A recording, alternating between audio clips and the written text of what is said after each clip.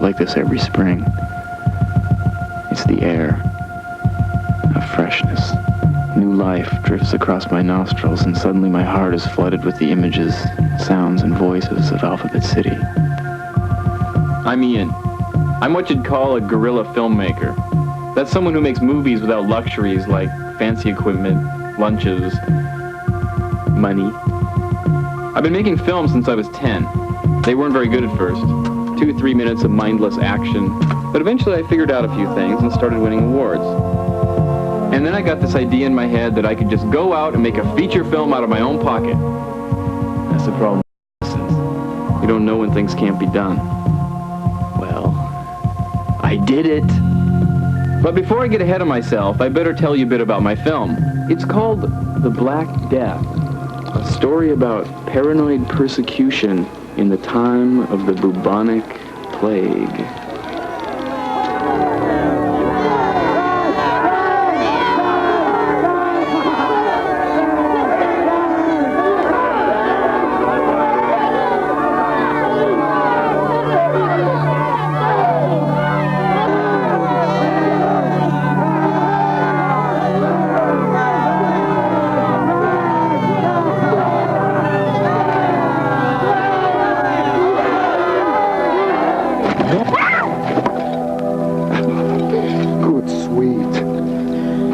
Not get far without papers.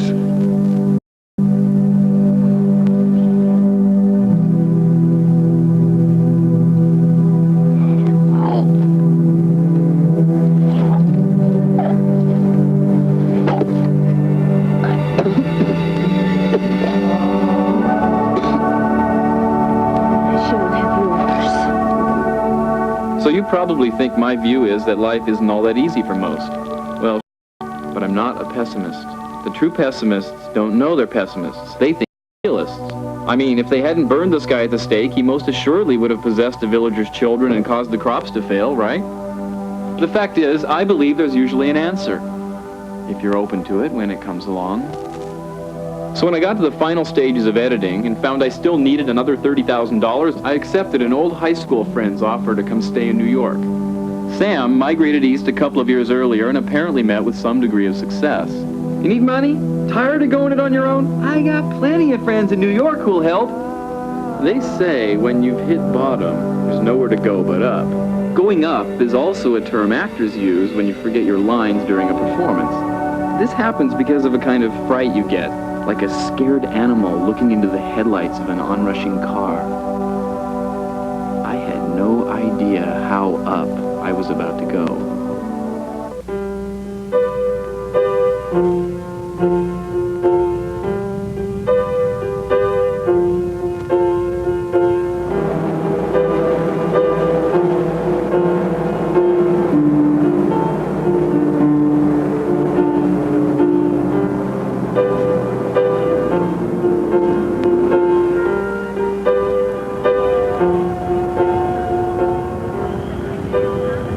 So where to? 933 East 11th Street.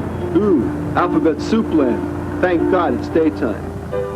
Ghost images of headlines about New York City flooded my consciousness. Riot in Tompkins Square Park. Man shot on Manhattan sidewalk. But then Sam was living here. How bad could it be?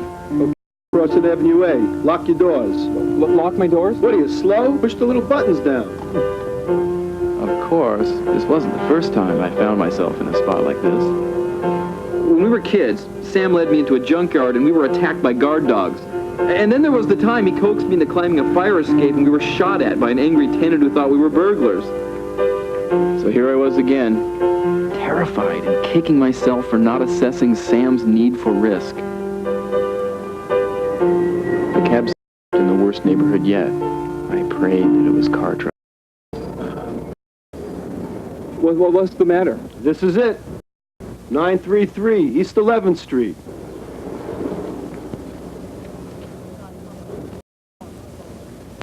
Oh my God. $26.50. Pay me first, then I'll pop the trunk. Hey, buddy, I wouldn't flash all that green around.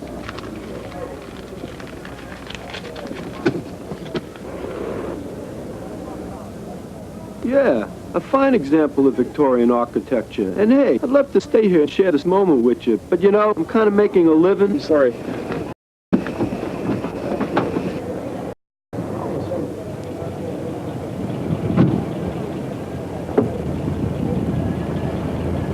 Luck to ya!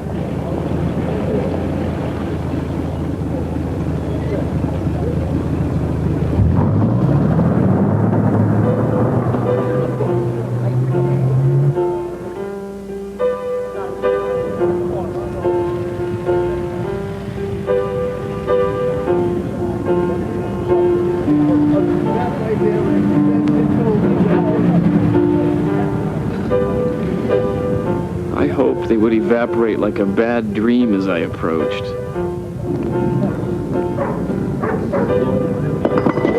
They didn't.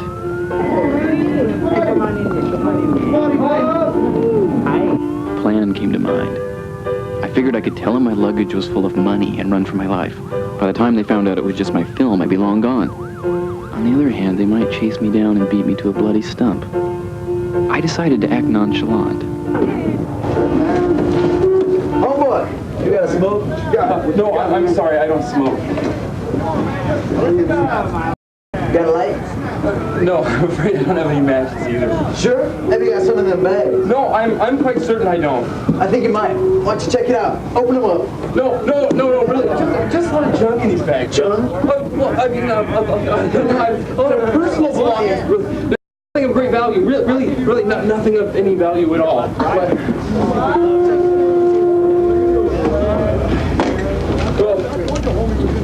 There's obviously nobody home. I'll just come back another time.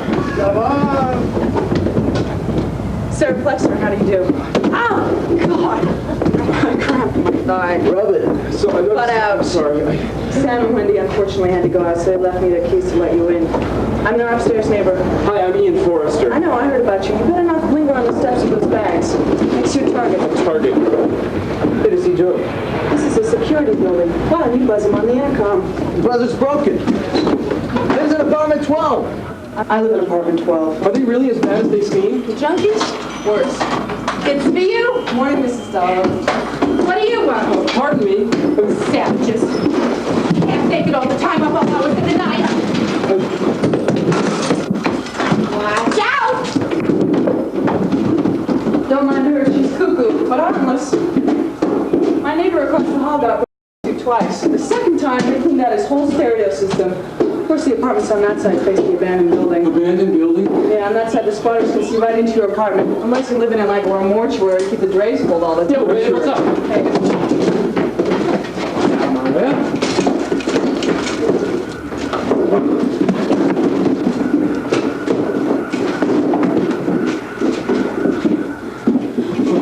What about the bars on the windows? Marco had bars. They used a 6-foot crowbar to pry them off. 6-foot crowbar. It's the first one.